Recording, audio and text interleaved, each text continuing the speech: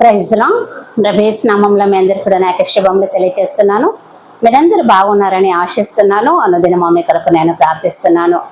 దేవుడు మనకు అనుగ్రహించినటువంటి ఈ దినం కొరకై, ఆయుష్ కొరకై, ఆరోగ్యం కొరకై, దేవుడు మన జీవితంలో మనకు చేసిన మేలులకై, ఉపకారములకై అనుదినం కూడా మనము కృతజ్ఞతాస్థుతులు చెల్లించేటువంటి వారంగా ఉండాలి. ఆ విధంగా మనందరం ఉన్నందుకు దేవుడికి నా హృదయపూర్వకమైన కృతజ్ఞతాస్థుతులు చెల్లిస్తున్నాను. ఈ యొక్క దినము మన వాక్యాంశము, ఉదయ కాలంలో దేవుడు మనకు అనుగ్రహించిన వాక్య అంశము.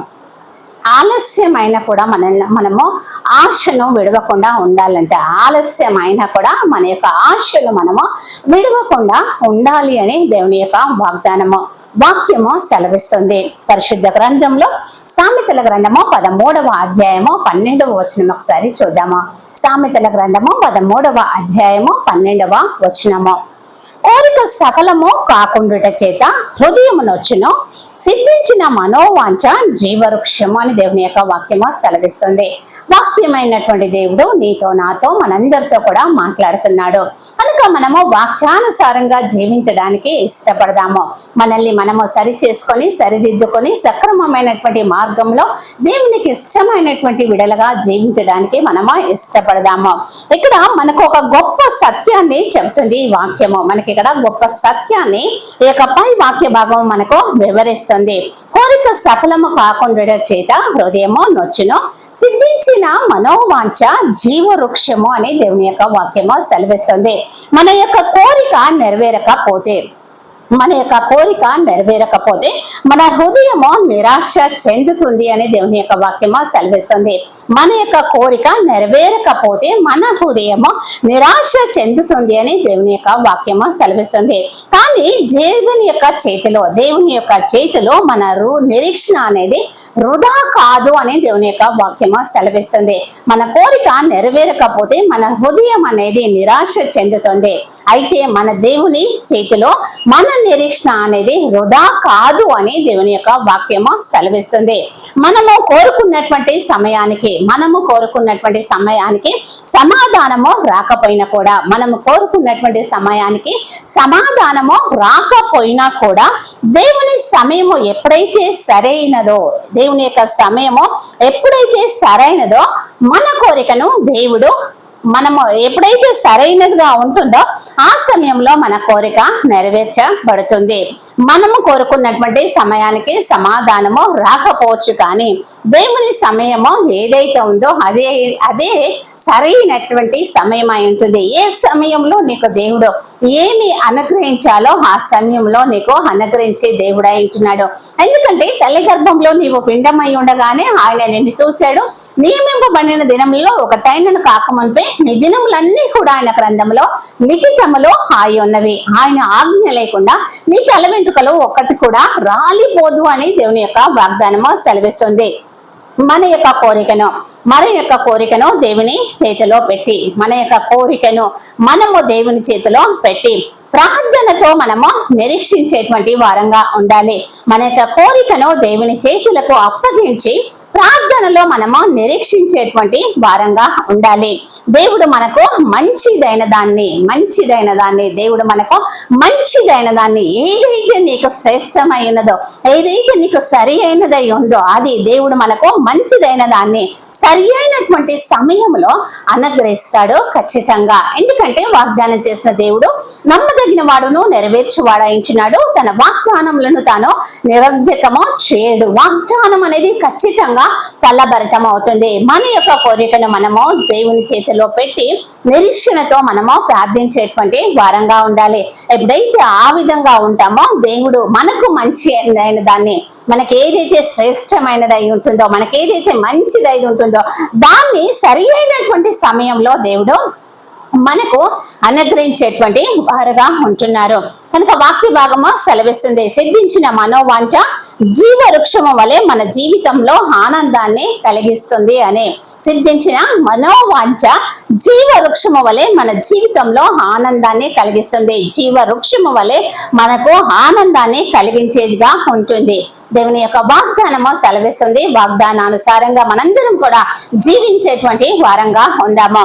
పరిశుద్ధ గ్రంథంలో కీర్తనలు గ్రంథము 37వ అధ్యాయము 4వ వచనము చూసినట్లయితే, పరిశుద్ధ గ్రంథంలో కీర్తనలు 37వ అధ్యాయము 4వ వచనము చూసినట్లయితే, యెహోవాను బట్టి సంతోషించుము, ఆయన నీ హృదయ వాంఛలను తీర్చును అని కీర్తనకారుడు ఇక్కడ సెలవిస్తున్నాడు. యెహోవాను బట్టి మనము సంతోషించేటువంటి వారంగా ఉండాలి అంట. అప్పుడు దేవుడు మన యొక్క హృదయ వాంఛలను తీరుస్తాడు అని వాక్య భాగము సెలవిస్తుంది. కనుక దేవుణ్ణి బట్టి మాత్రమే మనము సంతోషించేటువంటి వారంగా ఉండాలి. అదే విధంగా కీర్తనలు 27వ అధ్యాయము 14వ వచనం కూడా మనము చూసినట్లయితే, యెహోవా కొరకు కనిపెట్టుకొని ఉండము, ధైర్యము తెచ్చుకొని నీ హృదయమును నిబ్బరముగా ఉంచుకొనుమని వాక్య భాగము సెలవిస్తుంది. యెహోవా కొరకు మనము కనిపెట్టుకొని ఉండేటువంటి వారంగా ఉండాలి అంట. యెహోవాను బట్టి మనము సంతోషించాలి. అదే విధంగా యెహోవాను కనిపెట్టుకొని ఉండేటువంటి వారంగా ఉండాలి. అందులో ధైర్యము తెచ్చుకొని మన హృదయాన్ని నిబ్బరంగా ఉంచుకోవాలని దేవుని యొక్క వాక్యము సెలవిస్తుంది. నీ కోరికను ఆయన చేతిలో పెట్టి నువ్వు ఎప్పుడైతే ప్రార్థనలో నిరీక్షిస్తావో దేవుడు ఖచ్చితంగా నీ హృదయ వాంఛను తీరుస్తాను అని దేవుని యొక్క వాక్యము సెలవిస్తుంది. కనుక మనము యెహోవా యందు సంతోషించేటువంటి వారంగా ఉండాలి. యెహోవా కొరకు కనిపెట్టుకొని ధైర్యము తెచ్చుకొని మనము నిబ్బరము కలిగి ఉండాలి. మన హృదయములను నిబ్బరంగా ఉండనియాలని వాక్య భాగము సెలవిస్తుంది. కనుక ఆ విధంగా మనందరం కూడా ఉండడానికి ఇష్టపడదాము. అదే విధంగా సామెతల గ్రంథము 16వ అధ్యాయము 3వ వచనం కూడా మనము చూసినట్లయితే, నీ పనుల భారము యెహోవా మీద నుంచుము, అప్పుడు నీ ఉద్దేశంలో సఫలమగును అని దేవుని యొక్క వాక్యం సెలవిస్తుంది. మానవులను ఆశ్రయించే కంటే యెహోవాను ఆశ్రయించడం మేలు, రాజులను ఆశ్రయించకంటే యెహోవాను ఆశ్రయించటం మేలు అనే వాక్యము సెలవిస్తుంది. ఈ లోకంలో ఉన్నటువంటి మనుషులను ఆశ్రయించుట కంటే మన యొక్క పనుల భారంలో మనము యెహోవాకు అప్పగించినప్పుడు ఆయన మన ఉద్దేశములను సఫలము చేస్తానని దేవుని యొక్క వాక్యము సెలవిస్తుంది. కనుక మానవులను ఆధారం చేసుకోకుండా, ఈ లోకానుసారంగా మనము జీవించకుండా, ఈ భౌతికానుసారమైనటువంటి ఆలోచనలు మనము వీడి దేవుణ్ణి మాత్రమే ఆశ్రయించి ఆయన పర సంబంధమైనటువంటి వాటి మీద మనం దృష్టి ఉంచి మన భారాన్ని ఆయన మీద మనం అప్పగించినప్పుడు మనకి ఉద్దేశంలో సఫలం చేస్తానని దేవుని యొక్క వాగ్దానము సెలవిస్తుంది. వాగ్దానాన్ని నెరవేర్చగల దేవుని వైపు మాత్రమే మనము చూడగలిగేటువంటి వారంగా ఉండాలి. అదే విధంగా విలాప వాక్యంలో 3వ అధ్యాయము 25వ వచనం కూడా మనము చూసినట్లయితే, తన్ను ఆశ్రయించు వారి ఎడల యెహోవా దయాళుడు, తన్ను వెతుకు వారి ఎడల ఆయన దయచూపును అని వాక్యము సెలవిస్తుంది. దేవుణ్ణి ఎవరైతే ఆశ్రయిస్తారో వారి ఎడల దేవుడు దయాళుడై ఉంటారంట. ఎవరైతే దేవుణ్ణి వెతుకుతారో వారి ఎడల దయ చూపిస్తాను అని దేవుని యొక్క వాక్యము సెలవిస్తుంది. కనుక మనము దేవుణ్ణి మాత్రమే ఆశ్రయించేటువంటి వారంగా ఉండాలి. దేవుణ్ణి మాత్రమే వెతికేటువంటి వారంగా ఉండాలి. ఎప్పుడైతే దేవుణ్ణి మాత్రమే ఆశ్రయించి ఆయనను మాత్రమే వెతికినప్పుడు ఖచ్చితంగా మన కోరికలు నెరవేర్చబడతాయి. దేవుడు అనుకున్నటువంటి సమయంలో ఖచ్చితంగా శ్రేష్టమైన దాన్ని, మంచి దాన్ని మనకి అనుగ్రహించే దేవుడై ఉంటున్నాడు. కనుక ఆ విధంగా ఉండడానికి మనందరం కూడా ఇష్టపడదాము. అదే విధంగా రోమా పత్రిక 12వ అధ్యాయము 12వ వచనం కూడా మనము చూసినట్లయితే, నిరీక్షణ గలవారమై సంతోషించుము, శ్రమ యందు ఓర్పు గలవారై ప్రార్థన యందు పట్టుదల కలిగి ఉండుడి అని వాక్యము సెలవిస్తుంది. నిరీక్షణ గలవారమై సంతోషించాలి అంట. మన కోరిక మనం అడిగినటువంటి సమయంలో తీరినా తీరకపోయినా, మనకున్నటువంటి సమయంలో సమాధానము వచ్చినా రాకున్నా, మన భారాన్ని మనము దేవునికి అప్పగించి ఆయన యందు నిరీక్షణ కలిగి మనము సంతోషించాలంట.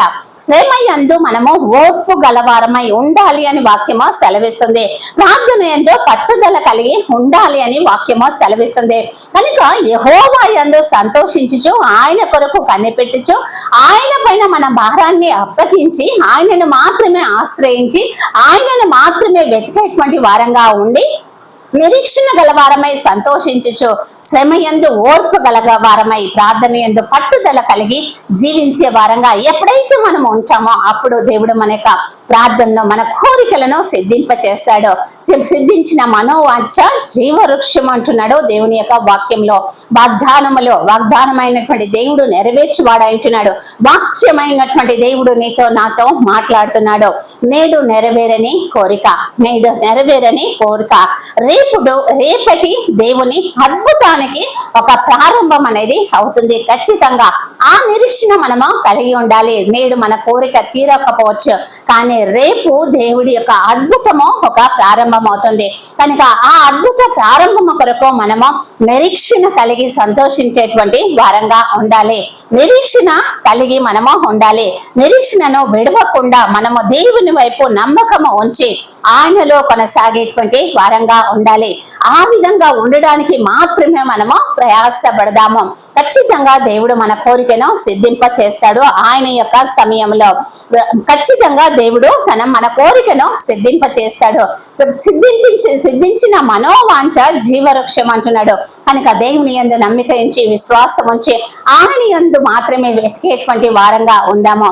ఆ విధంగా ఉండుటకు దేవుడు మనందరినీ కూడా దీవించి ఆశీర్వదించును గాక. ఇట్టి వాక్యము మనందరి హృదయంలో పొల్లబడటమవును గాక. వాక్యానుసారంగా మనందరం కూడా జీవిద్దాము గాక. ఇట్టి వాక్యము మంచి నెలలో పడును గాక. ఆమేన్. ప్రార్థన చేసుకుందాము. స్తుతికి పాత్రుడా, సర్వోన్నతుడా, మహిమోన్నతుడా, గణుడా, ప్రభావము కలిగిన దేవ, నీ యందు మేము సంతోషించుటకు మీ కృప దయచేయండి ప్రభా. మిమ్మల్ని మాత్రమే కనిపెట్టుకొని ఉండేటువంటి కృపను మాకు దయచేయండి యేసయ్య. మా పనుల భారంను ప్రభా నీకు అప్పగించి ఉంచుటకు సహాయము చేయండి ప్రభా. నిన్ను మాత్రమే ఆశ్రయించి యేసయ్య, నిన్ను మాత్రమే వెతికేటువంటి వారంగా ఉండుటకు సహాయము చేయండి దేవా. నిరీక్షణ గలవారమై సంతోషించుచు దేవా, శ్రమ యందు ఓర్పు గలవారమై ప్రార్థన యందు పట్టుదల కలిగి ఈ లోకంలో మేము జీవించుటకు సహాయము చేయమని బ్రతిమాలు కొంచున్నాను నా తండ్రి. అయ్యా, సిద్ధించిన మనోవాంఛ జీవవృక్షము అది ఆనందాన్ని ఇస్తుంది కనుక ప్రభా, మా ప్రతి కోరికను నెరవేర్చు దేవుడవై అని నమ్మి విశ్వసించిన నీ యందు అయ్యా నిబ్బరము కలిగినటువంటి హృదయములు కలిగి లోకంలో మేము జీవించుటకు మీ కృప మాకు దయచేయమని మా ప్రభును ప్రియకుమారుడైన యేసుక్రీస్తు నామంలో ఈ ప్రార్థనకు సమర్పిస్తున్నాం తండ్రి. ఆమేన్.